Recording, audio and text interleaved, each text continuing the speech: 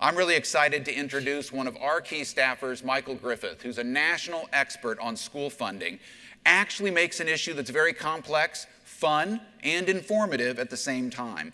So without further ado, please join me in welcoming Michael to the stage for the last Ed Talk of our National Forum.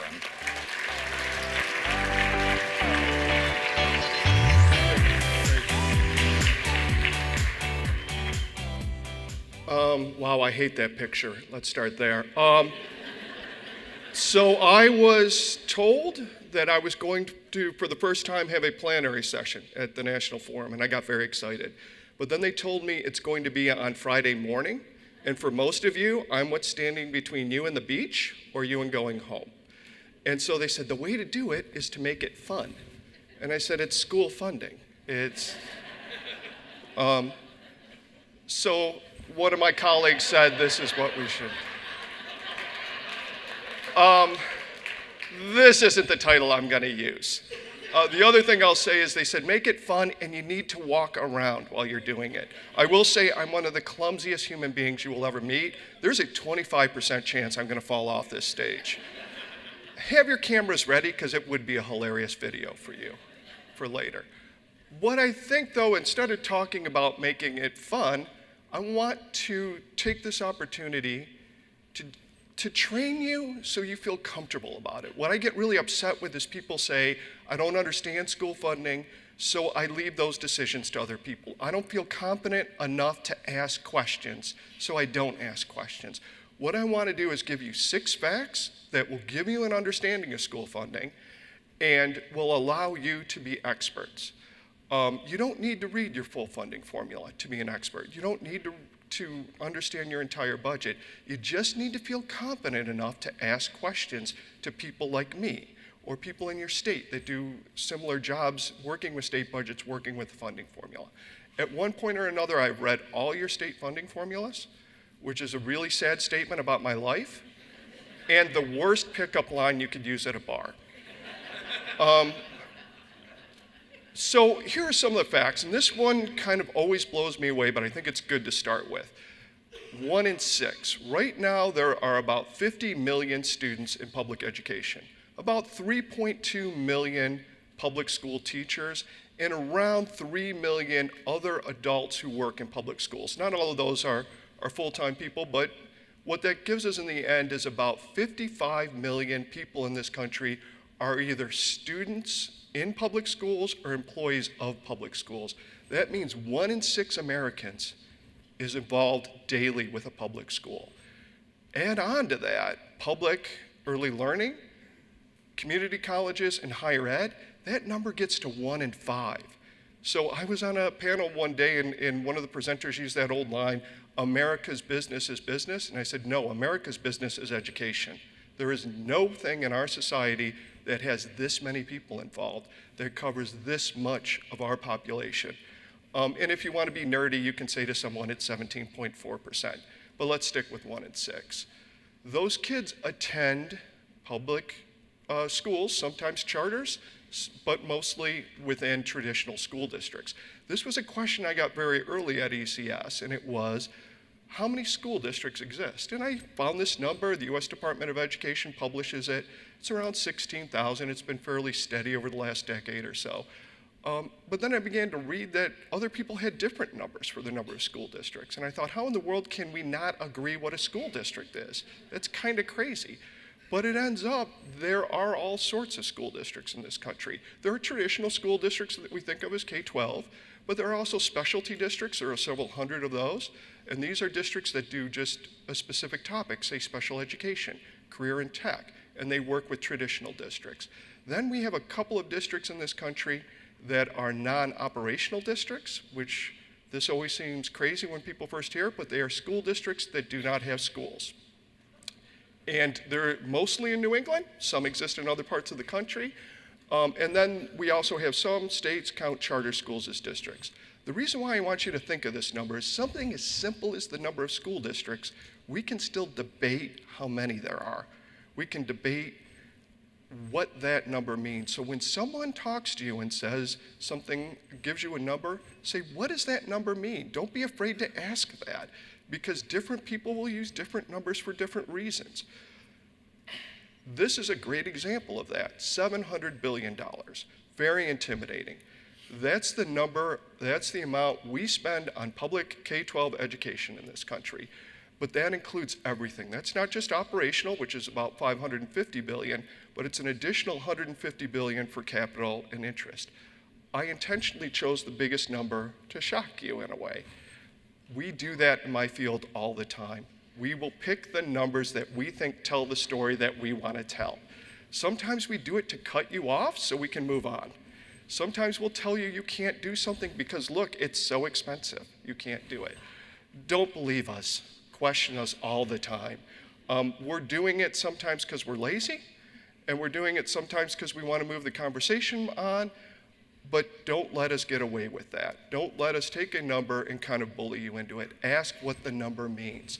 And why did you choose $700 billion instead of $550 billion or another number?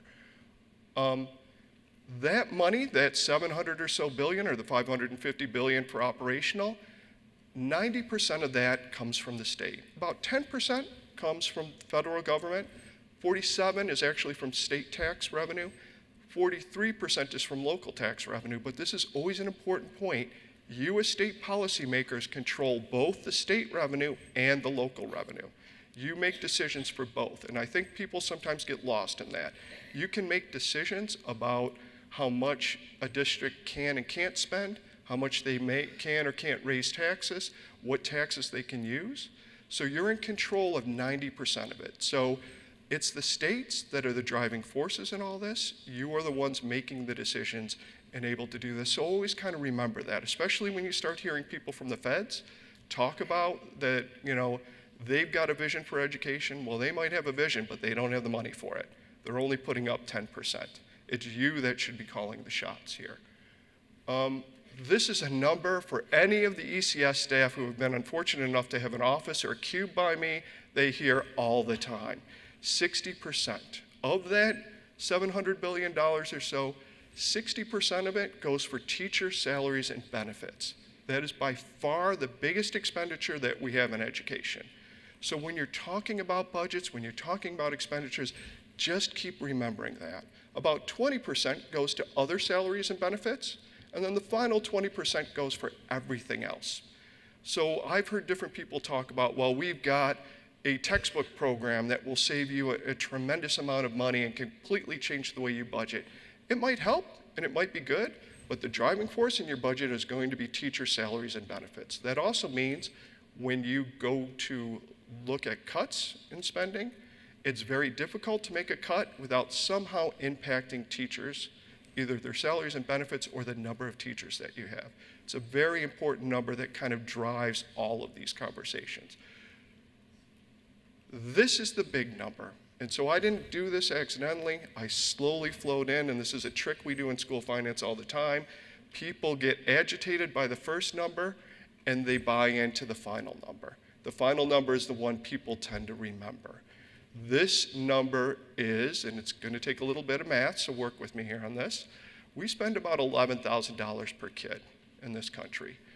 That's not on every child. General ed students only get about 80 to 85% of that money. We spend more on kids who are at risk, who are English language learners, special ed kids. So general ed kids get something a little closer to about $8,500 spent on them. When you do the math, that comes to $8.40 an hour that we spend on general ed kids in this country to educate them. For that $8.40 an hour, schools have to provide a quality teacher. They have to have classrooms often that are 30 students or less.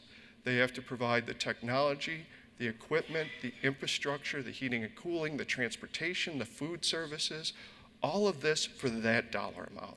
And when I showed this to one of my coworkers, they said to me, they tried to get a babysitter last weekend and couldn't find one that would charge under $10 an hour.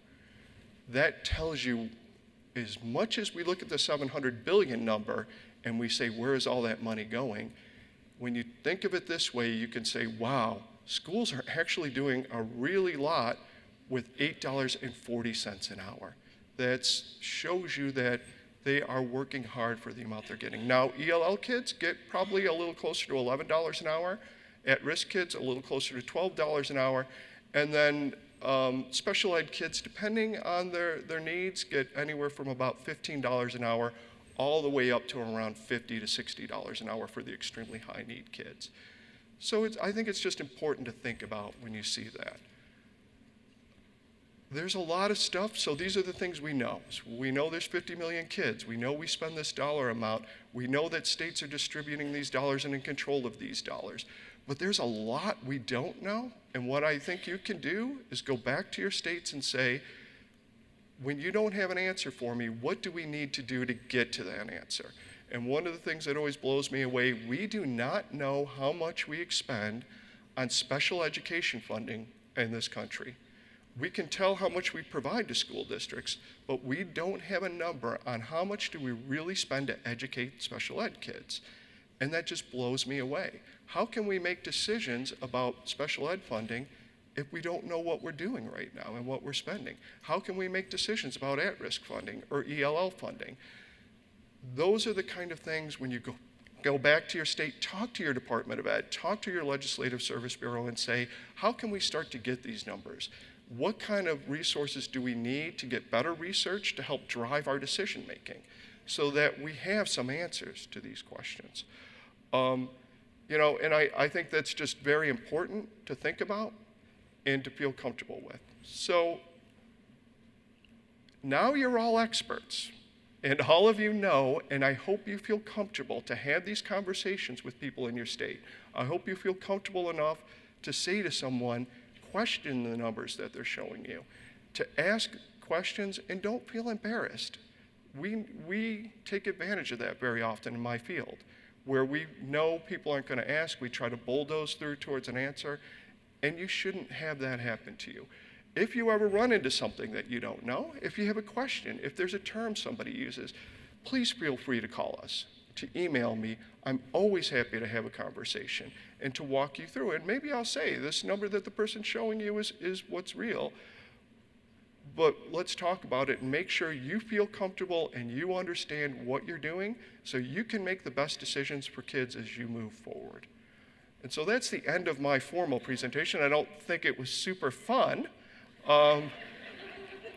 but part of hopefully the panel that we're going to bring up here will be part of the fun, and we can kind of move on and talk about that.